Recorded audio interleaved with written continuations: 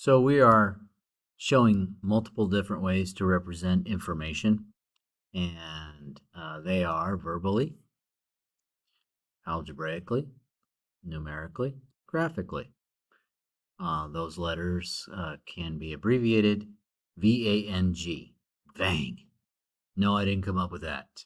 And I would be, super proud if I did. Vang. I'm like, okay. Anyway, so that's where that information comes from.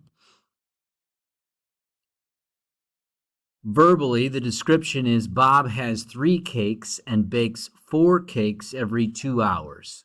Now, if I was going to write that algebraically, it would be 3 plus 4x. Now, we've got to understand something, though. Testing. Yeah, sure you are. Now, the x in this particular case is he's doing that x would be number of 2-hour intervals.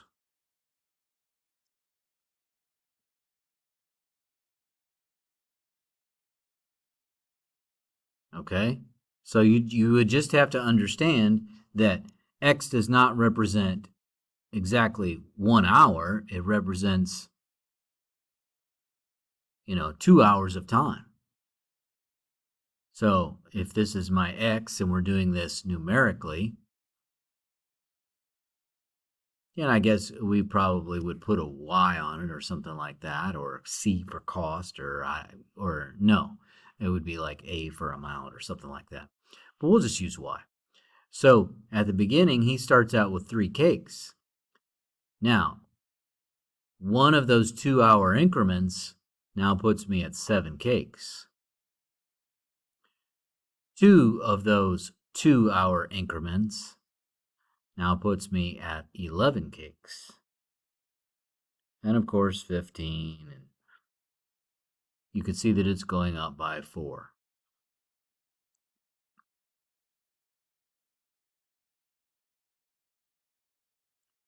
So graphically speaking, we would be, I hesitate to do this, but let's see. Let me see if I can zoom in here.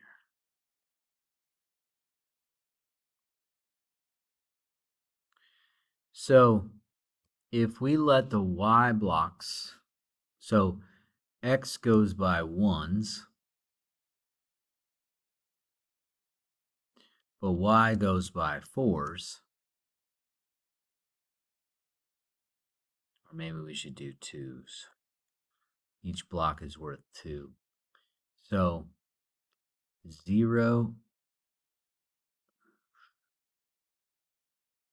each block's worth 2, so 0, 3 would be right about there.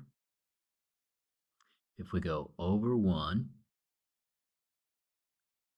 we want to go up to 7, so each block's worth 2, 4, 6, 7.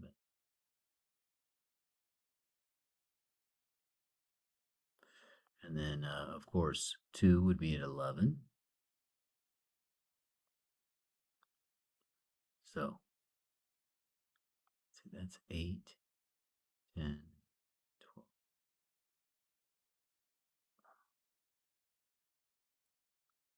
Right, I'm just kind of in my mind, I'm seeing, like, okay, each, and maybe I should use a different color for that, for the scale there. So that would be 6, that would be 12.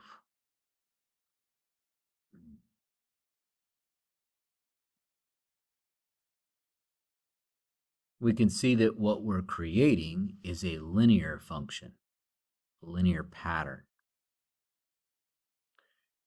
14, 16, so 15 would put me right there. And then, of course, we can create a line.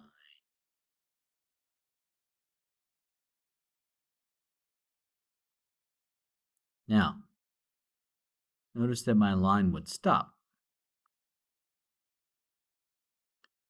And theoretically, I could say that it goes on forever that way, but we know that's not true. I mean, and I really can't even draw that arrow. You know why? Because we don't have fractions of cakes. So we can't include all the points in between. Doesn't make any sense for the situation.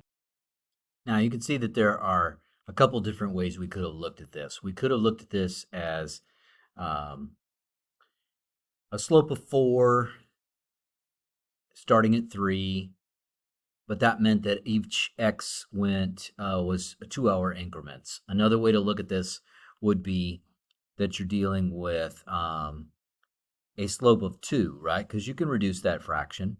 And then 3 plus 2x, that's your, so your slope is here and you're starting with 3. And now x has become just plain old hours. The line is basically the same. It doesn't make sense to connect the dots. Does it make sense to have negative numbers down here? No, it doesn't. We're not going to talk about negative time and negative cakes.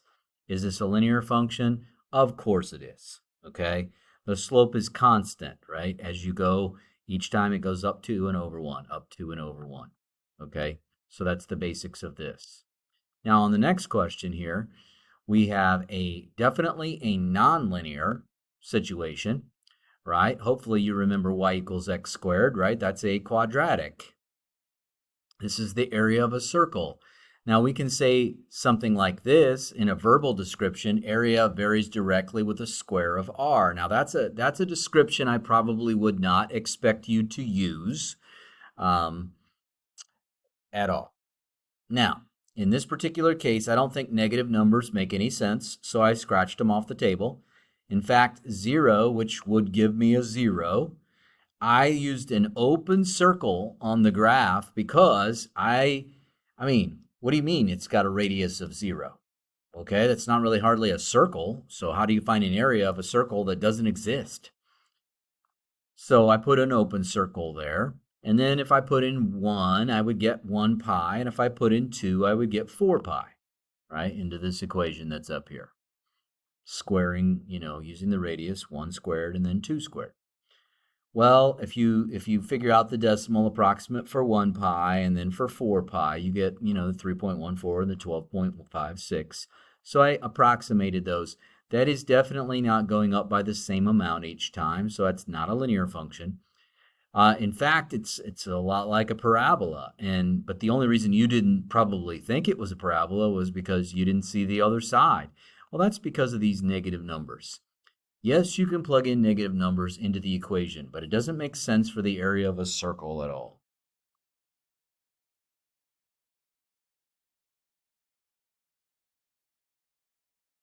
Okay, so Euler's function notation. Here's just a trip down memory lane for you. We've got over here, they've told us the x value is -3, so we're plugging it in, and we're calculating using our handy-dandy order of operations to get 21. Here they told me f of x was 10, so that's over here on this side. That's the y value, so they want me to replace the y value with 10 and then start to solve from there. And of course, we brought the 9 over to the other side, and then of course we divided by -4 to get -1/4. On the next one, they are literally just asking me to replace the x with an h. And so the best thing I can come up with is an expression for an answer: 9 minus 4h. The last one is asking me to replace all the x's with x plus 2. Okay? So every time you see an x, you replace it with x plus 2. So I did that right here.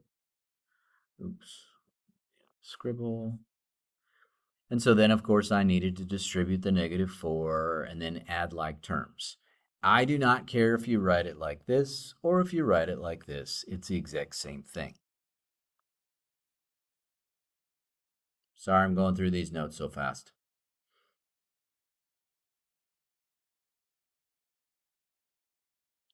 So Mr. Bean enters a 7-day Pokemon competition.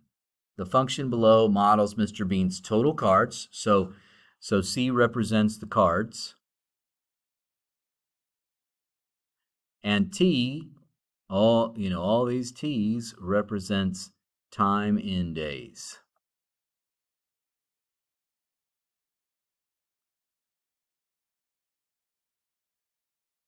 Now, so I can get this equation entered in. Hold on, let me get this entered in a calculator. All right, so if we're using the graphing calculator, one of the things, if you're doing this with a horizontal style, you'll do parenthesis 1 divided by 3 parenthesis. That's how you would do 1/3. I'm going to clear that out because I've used the vertical style fraction. Now, just as a reminder for those of you who don't know how to do the vertical style fraction, you would do alpha, which is the green button here, and then y equals, and you can see a menu pops up, and you can see the top one says numerator over denominator. When you do that, it creates a vertical fraction. And so that's how you do that on these newer style graphing calculators. Now, when you are over on Desmos, it automatically does the vertical fraction, so we can go ahead and continue typing in this equation to represent our situation with Mr. Bean and the Pokemon card competition. So, now how do you create a good window? Well, on Desmos, it's a lot easier. You take 2 fingers and you pinch, or you literally touch 2 fingers to the axis that you want to change, and you can see that I'm shrinking only the y-axis. And now I'm going to touch the x-axis with 2 fingers and expand it so that what I really want to see is what's going on for the first 7 days, because this is only a 7-day competition, right? Now, how do I do that over here? Well, I have to adjust the window. And so it makes no sense to have negative numbers of days, so I'm going to make that 0. 10 days is okay. I know that's more than the 7-day competition, but I'm going to leave it as is. Does it make sense to have a lot of, I don't think we're going to go into the negatives for cards. If he loses all his cards, it's just 0. Now, he's starting with 50 cards according to this equation. So I'm going to put 100 as the max value on this, because what if he starts gaining cards? I don't know how much he would gain, so I'm going to look at the graph here. Now I can hit the graph button on this and see what the calculator shows me. Okay, so we can see a very similar looking part of the graph. Now they start asking me other questions like, let me see here. What was the questions they asked me about Mr. Bean?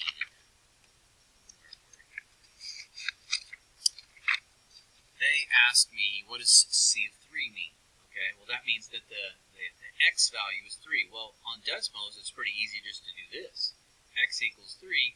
Come over here and click, and we can see that on the 3rd day that Mr. Bean had 35 cards. Now, how do I do the same thing over here on this? Well, I would hit the trace button, and I would type a 3 and hit enter. When I do that, it goes to the dot, 3, 35, so I know that there's 35 cards. So, it's not really that hard to do it on either one of those devices.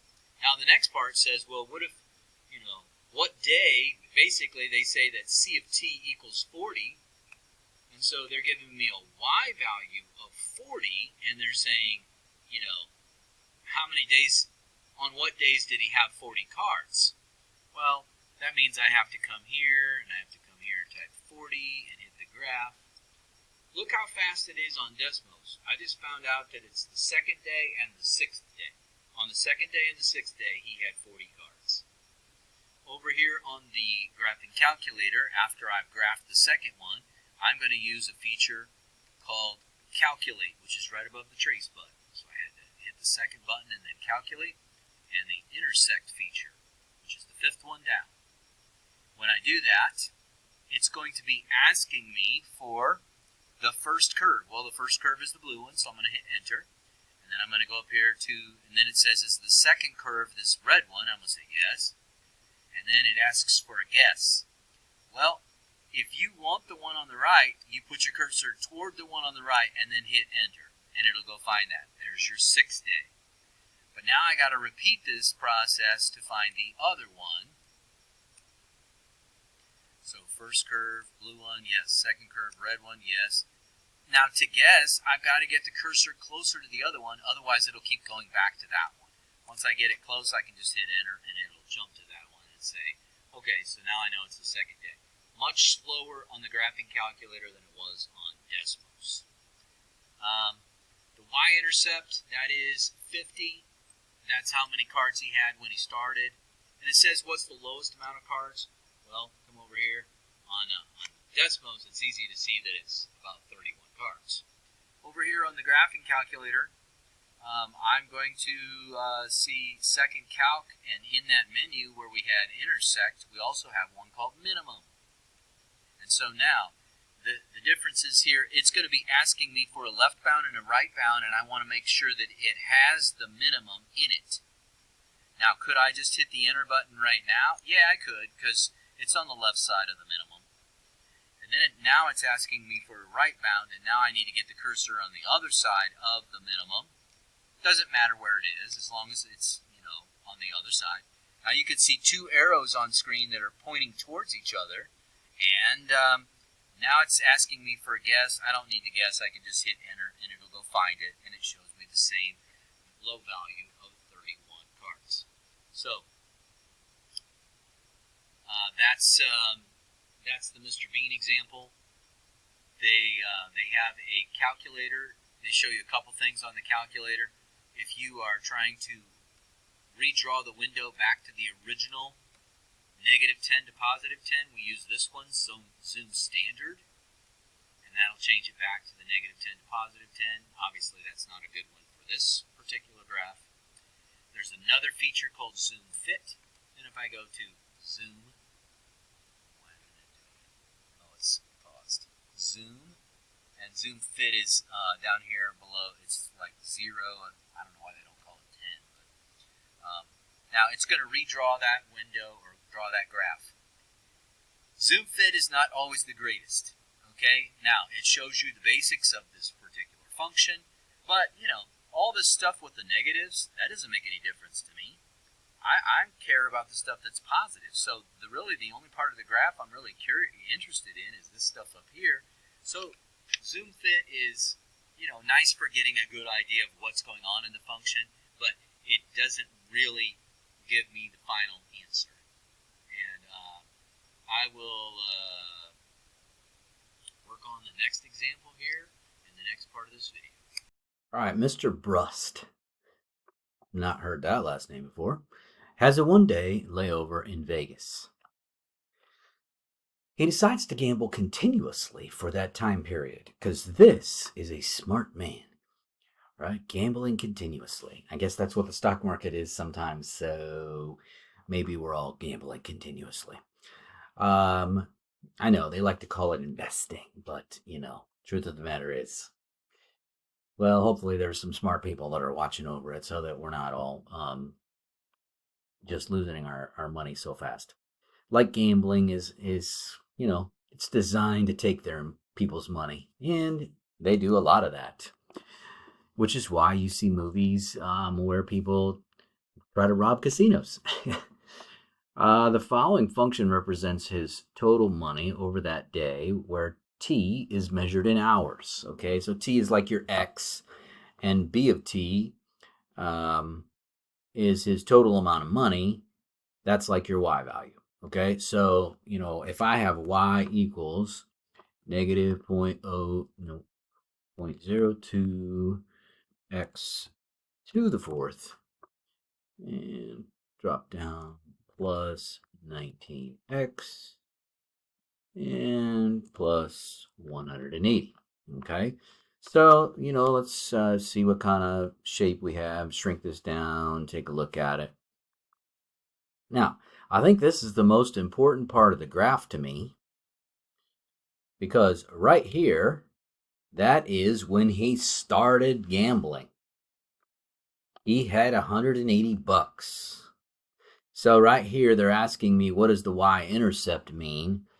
Okay, well, so the y-intercept, get this typed out. Whoa, too big. Okay, so the y-intercept, he has $180 to start with.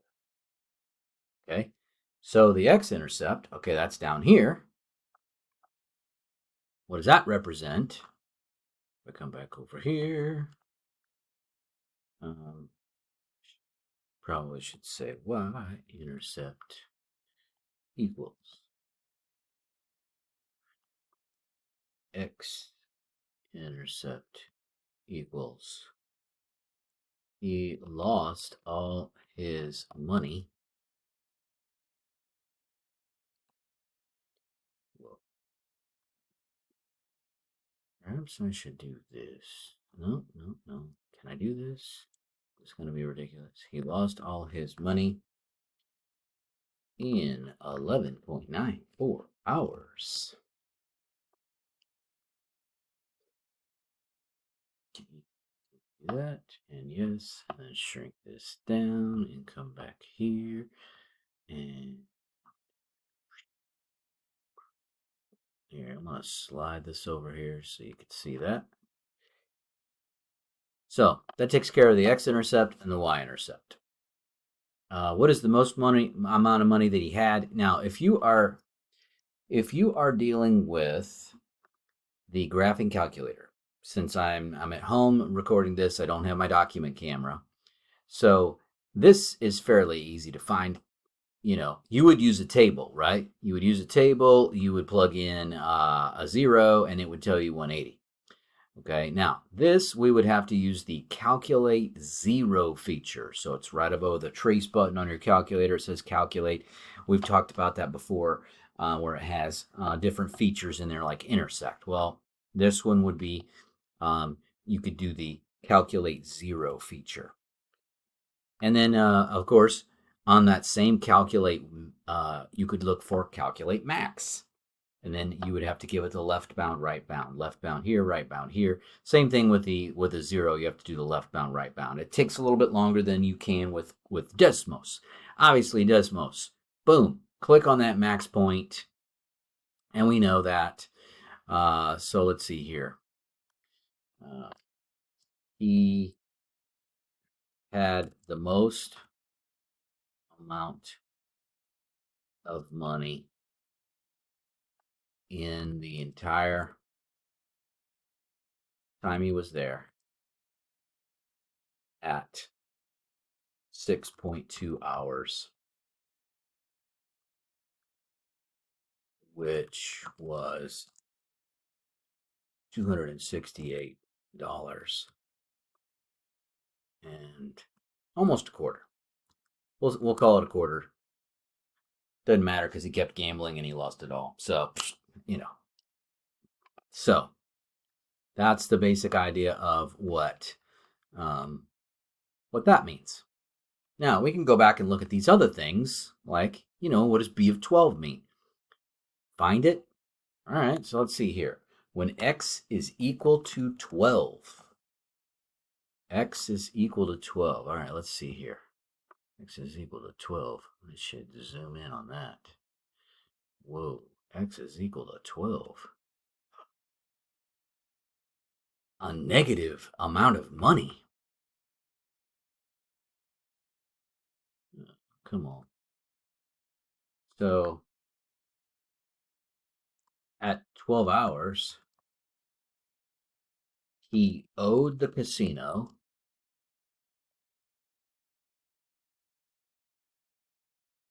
$6.72, if that's even possible. Well, this is where your mathematical model doesn't quite, match up to reality. I mean, how in the world are you going to end up owing a casino $6.72? I guess, unless you were doing penny slots. If you were doing penny slots, yes, I could see you. But still, you have to borrow money. I don't know. I mean, so you'd have to be in debt you'd have to borrow money and then have quit at 12 hours and then you have to come back and pay that at a different time, or pull out a credit card, or blah blah blah. I don't know what you're going to do there. Okay, now what does the B of T, that's the Y value, that's the money, $80 means? What is it asking? It's asking for when did he have $80 left? Let's shrink this thing down and get a better looking picture again.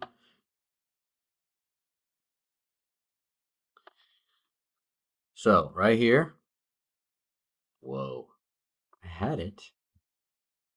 Why, it disappeared on me. Hold on a brief moment. Now, I admit this graphing approach over here with Desmos is really fast. If you were plugging an 80 up in here, then you would be, like in Algebra 2, we would have had you, well, quite honestly, nope, this is a quartic. This is not something you're going to be able to solve. So this would require us, to use the graphing method, to be honest, because solving that is not something you're going to be able to do. So we have nice solutions for some things, but we don't know for other things. So at 11.18 hours, he had $80 left. So that's what that means. We can use our graphing technology to help us. You can do the same thing using the intersect feature on the graphing calculator. It's just a little bit more involved, as you've seen in class. So I think that is the last example. Let me double check. Yep, that's the last example. So move on to the homework that you find in Canvas. You're always going to be doing the practice page, and then a select group of problems from the application page.